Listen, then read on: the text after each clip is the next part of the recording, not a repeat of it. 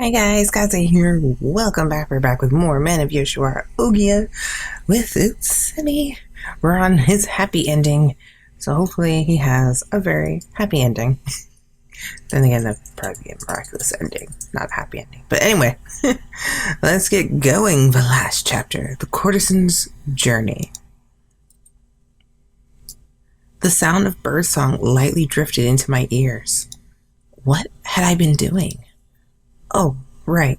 After we saw Ageha off, I had gone back to Ohgiya with Utsusemi. My memory gradually grew clearer, and I slowly opened my eyes. Good morning, Kaze. Oh, Utsusemi? You still dreaming? Utsusemi smiled brightly as the sun shone gently through the window. It looked like he was feeding the sparrows on the roof of the brothel. A small bird sang happily whenever he scattered the rice. Last night, I finally remembered and fixed my messy collar.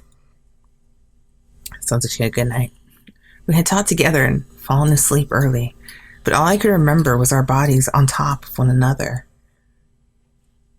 I tried to cover my hot cheeks with my hands, and Utsusemi smiled. Come over here. The wind feels nice today. Okay, I'm coming. When I got off from the futon, a refreshing breeze blew across my neck. Once I made my way to him, feeling the chill in the air, large arms gently embraced me. You must be a little cold. The sun's just come up. Thank you. It's always warm here in your arms. I love to hold you like this. I was embarrassed by his gentle smile. Looking out at the red light district from his arms, everything looked rather pallid and sad. I thought about the brilliance of night. It was like a completely different world. There's no one out there. I looked at the town awash in morning dew and sighed. In a little while, people will start waking up and heading home. It's been a while since I've had mornings this relaxing. It is? Courtesans must sleep and wake up at the same time as their clients. Oh. Hey, you're making that weird face again. Don't worry, I don't think of you as a customer. I could never sleep when I'm with clients. Really? Oh, that's surprising. Well, I'm certainly not perfect. But still, women do come here to dream. Knowing it's my duty to show them a good time, I can never let my guard down. That sounds like you. He chuckled and wore a troubled smile. He suddenly stopped throwing rice. Utsusemi? When I said his name, he narrowed his eyes and looked out over the awakening city. I've always hated mornings. When morning comes, I feel like I awoke from all my dreams along with the rising sun. I forget how to act around women, and I didn't like that. But you're acting just fine today. Uh-huh. Really? I brushed his ruddy cheek, and his reddish-brown eyes twinkled. His kind expression softened even more, and he placed his hand on top of mine. You've become really special to me. Now, nothing could make me happier than watching the morning sun with you. Hey, Kaze? Mm-hmm. Suddenly his gaze shifted, and he pushed me down. Utsusemi, what are you doing? What? He laughed cheerfully and put his lips to my ear. Kaze, let's fall asleep again. Just like this. It's still early. I want to sleep peacefully with you by my side. Sure.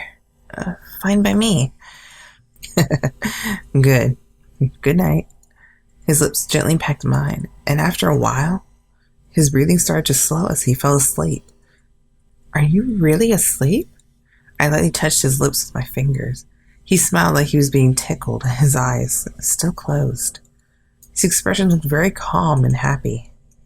Utsusemi, if you're smiling like that, I guess everything is okay.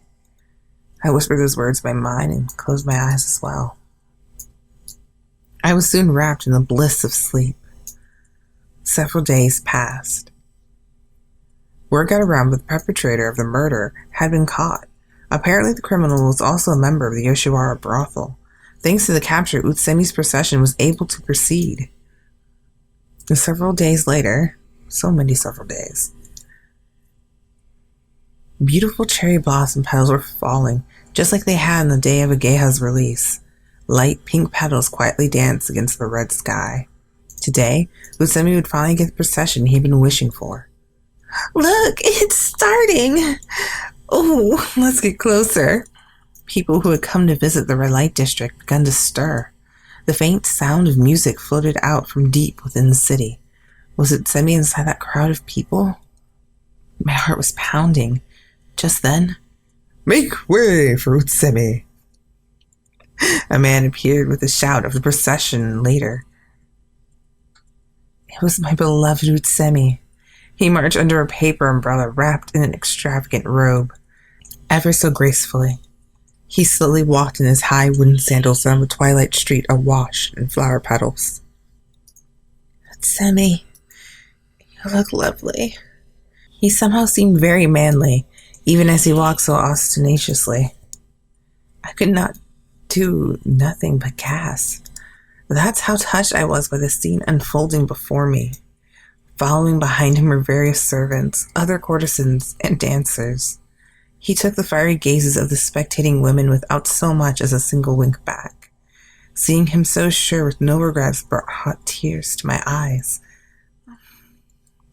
Trying to tame my overflowing emotions, I intently watched the parade. This person is the man that I've fallen in love with. A man who, inside this big pleasure district of Yoshiwara, had sometimes cried, sometimes laughed. A man carrying kindness and tears and even crimes in his heart, but still marching ahead. That was the kind of man Utsusemi is. Tears spilling from my eyes, encircled by dancing petals. I didn't know why I was crying, but I did know that those tears were tears for all the men living in Yoshiwara. Once that dreamlike time was over, we returned to the brothel and enjoyed a night together, just like a honeymoon. We gently pressed our skin together and joined our bodies in mutual love. The evening slowly wore on. Later that night, I felt a chill and awoke from my light sleep. When I slowly opened my eyes, Utsusemi? He was sitting upright, still holding my hand, looking out the window. I rubbed my eyes and crawled out of the futon. Are you awake? What are you doing up in the middle of the night? The evening cherry blossoms were just so gorgeous tonight. I looked where he was pointed and saw cherry blossoms illuminated by the light of the moon. My dreams came true, and I'm with the woman I love. I wonder what's going on. I'm just wide awake. Maybe I'm not used to this, being this happy. You say the strangest things sometimes. Utsusemi grimaced as if confused. I can't help but think of happiness as of something fleeting. Sorry for saying something like that in front of you. Don't worry, I'm not going anywhere. I know. He smiled gently, but after a few seconds, his shoulders started quivering. Did I say something wrong? No, sorry. For some reason, I felt better when I heard you say that. He chuckled and pulled me towards him. Kaze, my name, whispered quietly into my ear. It sounded so sweet. Thank you so very much. My procession today was just like a dream. I know, I don't think I'll ever forget this night. I should be the one thanking you for letting me witness something so wonderful. He shook his head, smiled sadly, then turned his gaze outside. The night breeze shook the cherry tree branches and the petals danced in the sky. The cherry blossoms are so pretty, always stealing someone's heart.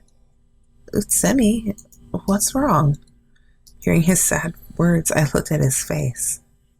Sorry, that was kind of random. Whenever I look at the cherry blossoms, they remind me of Gakuto. Really, I think of him as more powerful, not as fleeting as the cherry blossoms. Right. That's not quite what I meant. He looked like he was thinking, then slowly continued speaking. Whenever Gakuto goes, he stands out and gets people's attention, right? I used to be jealous of that, the way he had such a presence. No matter how close I get to that man, I can never be like him. Of course not. You're you. But there are good things about you that Gakuto doesn't have too, right? There are? You think so? Yeah. Like the light of the garden lanterns that light up the city and the cherry trees. I pointed to extravagant lanterns that lit up the branches. You're saying I'm like the light of the lanterns? Yeah, you're always supporting others, lighting their way. That's a wonderful way to live too, don't you think? I don't know, I'm not that reliable. But you light the way for people who are lost in the dark. The light is not so bright, but I prefer lamps like that.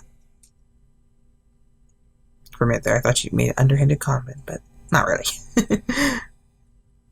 I guess it's a subtle light, but you do support everyone sometimes.